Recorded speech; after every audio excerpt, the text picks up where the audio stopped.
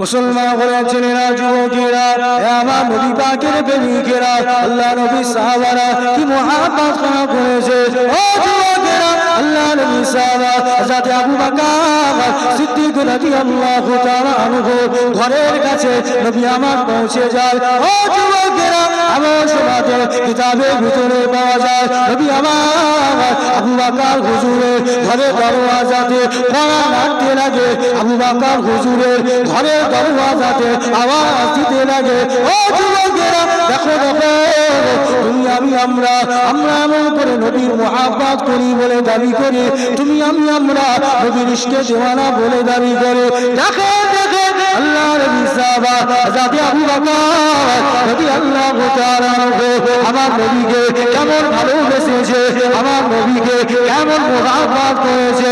ও যুবকেরা, নবী আমার ডাকতে দেরি হয়, নবী আমার এমন করে ঢুকতে দেরি হয়, দেখতে পাওয়া যায় হযরত আবু বকর ঘর থেকে বাহির হতে দেরি করে না। হযরত আবু বকর রেডি হয়ে তৈরি হয়ে আমার রাসূলের সামনে হাজির হতে দেরি করে না। ও যুবকেরা, এমন সময় নবী আমার বলতে লাগে, ও আবু বকর বাবা বলো, তুমি কি জানতে বাবা আমি নবী আজকে এমন করে তোমার ঘরে আসবো, আমি নবী আজকে মদিনার জমিনে হিজরত করব।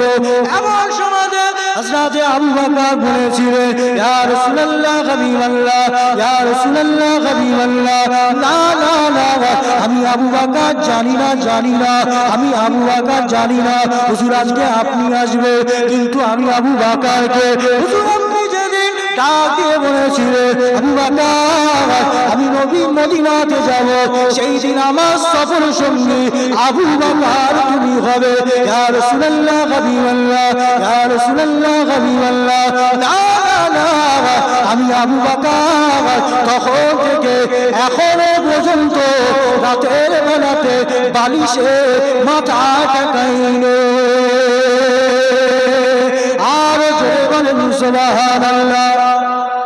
হযরত আবু বকর নবী আমার বলেছিল একদিন তুমি আর আমি সফরে যাব। আবু বকর তখন থেকে আর রাতের বেলাতে ঘুমাইনি, বলেন সুবহানাল্লাহ।